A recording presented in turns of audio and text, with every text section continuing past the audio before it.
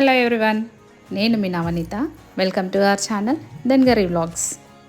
ఇది మా ఇంటి ముందు కొంచెం రైట్ సైడ్ ఆకుకూరలు పెంచుకోవడానికి అని చెప్పి చిన్నగా మినీ గార్డెన్ లాగా ప్లేస్ వదులుకున్నాము. అందులో నేను మ్యాక్సిమం ఆర్గానిక్గా పండించుకుంటా, మాకు తినడానికి మాత్రమే. గోంగూర, తోటకూర, పాలకూర, వంకాయలు, పచ్చిమిర్చి అలాంటివి వేస్తూ ఉంటాను అనమాట. అప్పుడప్పుడు టైం ఉన్నప్పుడు అందులోకి వచ్చేసి ఈ మినీ గార్డెన్లో పండించే ఆకుకూరలే కానీ ఏవైనా సరే వాటికి నేను బయట నుంచి మాన్యూర్ ఏం తెప్పించేయను. ఆవు పేడ, బియ్యం కడిగిన వాటరు, కూరగాయలు కడిగిన నీళ్ళు, అలాంటివి, టీ పౌడర్ అవే ఎక్కువ వేస్తూ ఉంటా.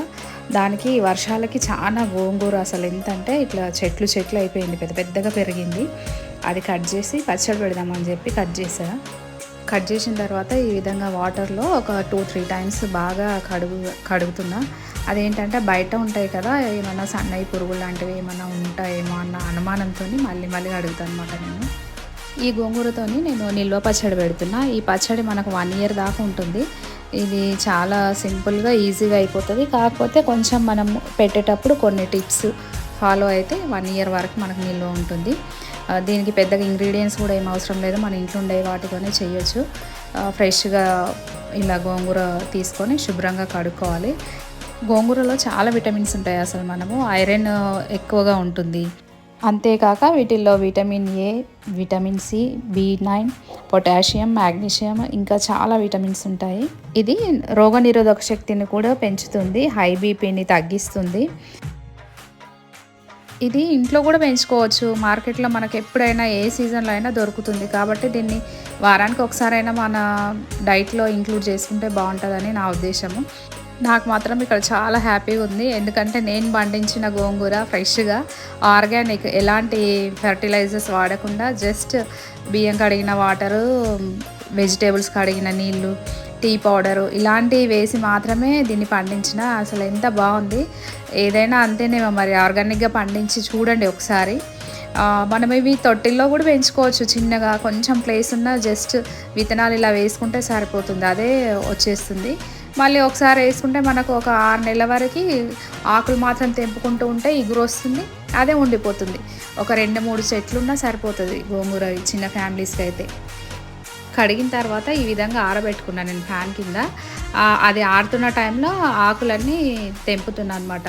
మామూలుగా పచ్చడికి నేను కాడలు ఎక్కువగా వేయట్లేదు దీంట్లో. నేను ఇందాక చూపిస్తున్నట్టుగా తెంపుకోవాలి. ఫ్రంట్ పార్ట్లో మొత్తము కొంచెం కాడ వచ్చేటట్టుగా తెంపుకోవాలి. కొంచెం ముదురు ఆకులు మాత్రము కాడలు లేకుండా ఆకు మాత్రం తెంపుకోవాలి. నేను ఇక్కడ ఏంటంటే పచ్చిమిర్చితో పెడుతున్నాను. అవి ఆకులన్నీ తెంపేసి ఇంకొద్దిసేపు ఆరనని చెప్పి నేను ఫ్యాన్ కింద పెట్టి నెక్స్ట్ ఈ విధంగా రెడీ చేసుకుంటున్నా. ఇందులో పచ్చిమిరపకాయలు, కొన్ని ధనియాలు, ఆయిల్ వేసి వేయించుకోవాలి.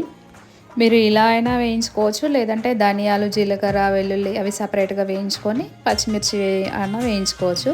నేను ఇక్కడ అన్నీ కలిపి వేస్తున్నాను, పెద్దగా ఏం టైం పట్టదు. కొంచెం జీలకర్ర, కొన్ని ధనియాలు, కొంచెం చింతపండు పులుపు తినే వాళ్ళని బట్టి వేసుకోవాలి. ఏంటంటే గోంగూర కాబట్టి కొంచెం ఖచ్చితంగా పులుపు అనేది ఉండాలి. చింతపండు వేసుకుంటేనే మనకు నిల్వ ఎక్కువ రోజులు ఉంటుంది.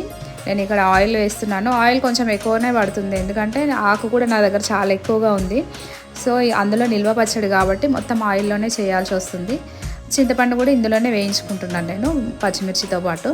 ఇవన్నీ వేయించుకొని వీటిని కొంచెం ఫ్యాన్ కింద ఒక 10 minutes చల్లారనిచ్చి మిక్సీ వేసి పేస్ట్ చేసుకోవాలి. ఇది సపరేట్ అనమాట. ఇది చేసుకున్న తర్వాత ఈ పేస్ట్ని మనము గోంగూరలో కలపాల్సి ఉంటుంది. అందుకని చెప్పి ముందు ఈ విధంగా చేసి రెడీ పెట్టుకున్నాను. తర్వాత వచ్చేసి ఆరబెట్టిన గోంగూర అంతా ఇందులోకి వేస్తున్నాము. ఈ ఆకు చూసి ఎంత పచ్చడి అవుతుందో అని అనుకోకండి, అది మగ్గిన తర్వాత చాలా దగ్గరకు వస్తుంది. ఓవరాల్గా నాకు 1 kg పచ్చడి వరకు వచ్చేస్తుంది.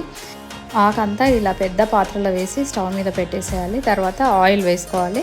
నియర్లీ ఒక 1/2 liter వరకు ఆయిల్ వేస్తున్నాను నేను ఇక్కడ, మొత్తం అంతా నేను చూపించిన గోంగూరకి.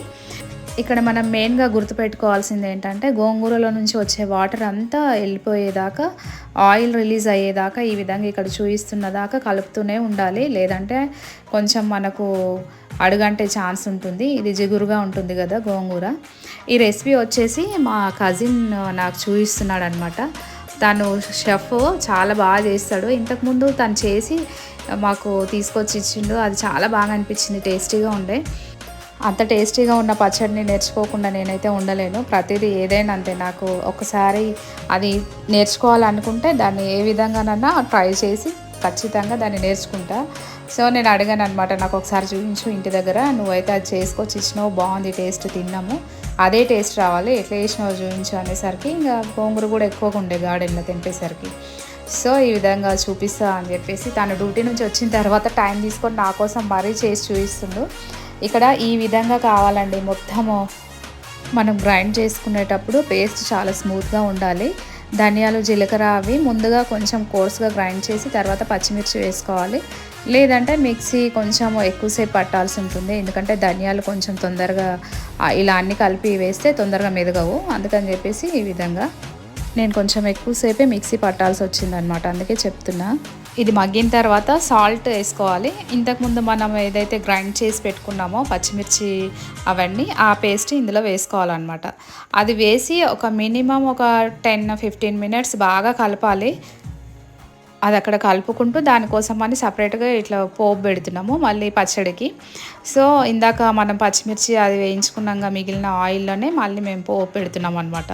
ఇందులో ఏంటంటే కొంచెం ఆయిల్ వేడెక్కిన తర్వాత మామూలుగా అన్ని పచ్చళ్ళకు పెట్టుకున్నట్టే కొంచెము పోపు పెట్టుకోవాలి. కాకపోతే దీనికి ఏంటంటే నేను సింపుల్గా ఎక్కువ ఏం లేకుండా జస్ట్ ఆవాల జీలకర్ర ఎండుమిర్చితో పోపు పెట్టేస్తున్నాను.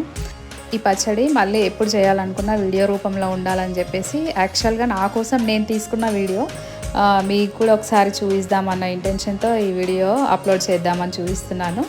సో ఈ విధంగా పోపు పెట్టేసి అది కొంచెం పక్కన పెట్టేసినాము ఆరడానికి. ఇందులో ఇందాక నేను చూపించాను కదా, మనం మిక్సీ వేసుకున్న పేస్ట్ వేసి ఈ విధంగా మొత్తం కలుపుకోవాలి.